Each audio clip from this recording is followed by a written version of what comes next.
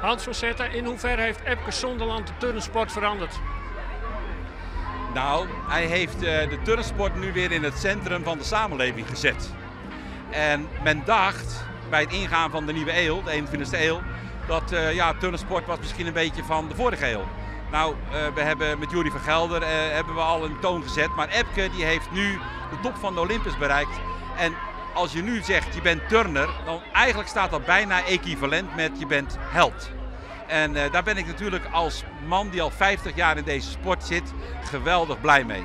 Epke heeft turnen weer echt in het centrum van de samenleving gezet. Wat heeft Epke met u gedaan?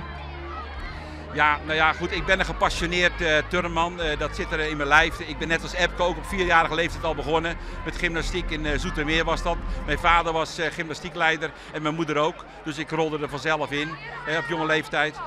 Ik ben altijd, heb ik die passie gehouden. Maar ik ben dus voor het eerst dus echt uit mijn dak gegaan tijdens de Olympische Spelen. En ik weet dat Vlado Veljanovski, de verslaggever die altijd met mij samenwerkt van de NOS, dat die even aan mijn jasje trok, want die dacht van straks krijgt hij wat aan zijn hart.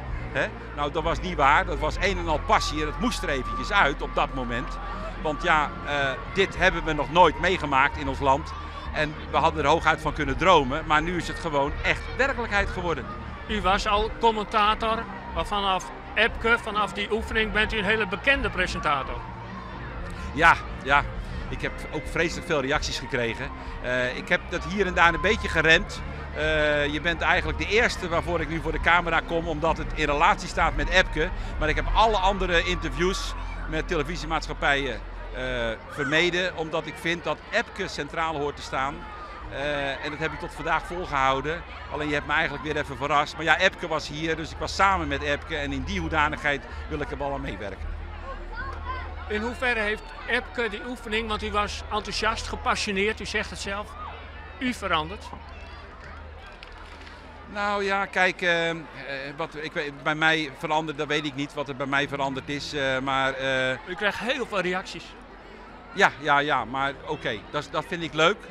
Iedereen die, of je nou bakker bent, metselaar of turnverslaggever, iedereen die complimenten krijgt, vindt dat leuk. Dus ik ook. Maar soms vind ik het wel erg over de top. Als mensen zeggen hij moet een gouden medaille winnen, denk ik ja mensen, je weet niet wat Epke ervoor heeft moeten doen. Wat is mijn bijdrage erin? Dat is incidenteel bij zo'n oefening. Dat is niet te vergelijken. Dus ik vind het leuk en warm hoe de mensen reageren, maar ik vind het wel erg over de top.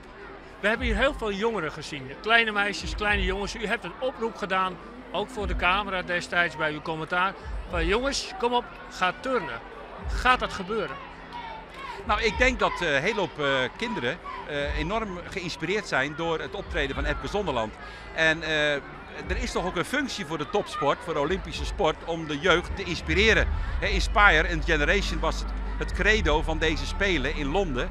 En ik ben ervan overtuigd dat er heel veel jongetjes die inspiratie hebben opgedaan. Ik heb ook veel reacties daarvan gekregen van hele gezinnen met jonge kinderen die het fantastisch vonden. Dus ik verwacht inderdaad dat er een toeloop gaat komen naar de gymclubs in Nederland. En dan hebben we de verbinding gelegd tussen de topsport en de breedte sport. Beter kunnen we het niet doen. U bent al heel lang commentator. Was dit het mooiste uit uw carrière? Het antwoord ligt voor de hand. Het mooiste, dit was super. Dank u wel. Graag gedaan.